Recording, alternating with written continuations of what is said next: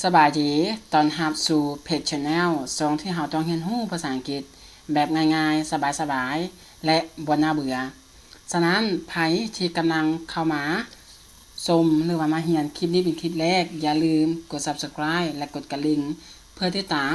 การเรียนการสอนภาษาอังกฤษกับพวกเราในคลิปต่อๆไปฉะนั้นมื้อนี้พวกเรามาเรียนรู้เกี่ยวกับสำนวนภาษาอังกฤษที่มักใช้ในชีวิตประจำวัน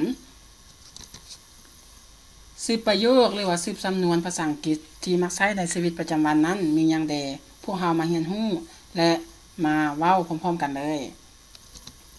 1ก็คือเชิญตามสบายภาษาอังกฤษจะว่า make yourself at home make yourself at home 2ตามใจเจ้า whatever you like whatever you like whatever you like 3เป็นตาเสียดายเนาะเป็นตาเสียดายเด้เป็นตาเสียดายเอาแท้เอาว่า what a shame what a shame what a shame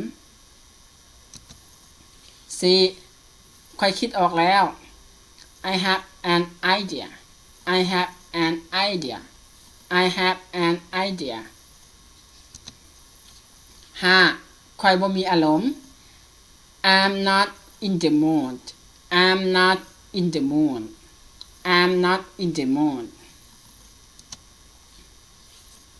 6พวกเราบ่มีความลับต่อกัน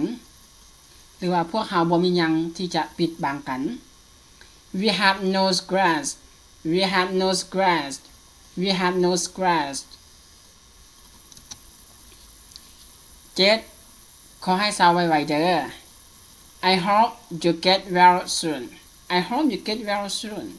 I hope you get well soon 8เฮ็ดตัวเองดีๆเด้เฮ็ดตัวเองดีๆเด้ Behave yourself Behave yourself Behave yourself 9แบตเตอรี่หมดแล้วหรือว่าแบตเตอรี่ดับแล้ว My battery is dead My battery is dead My battery is dead 10ค่อยสวยบ่ได้หรือว่าค่อยเฮ็ดให้บ่ได้ I can't help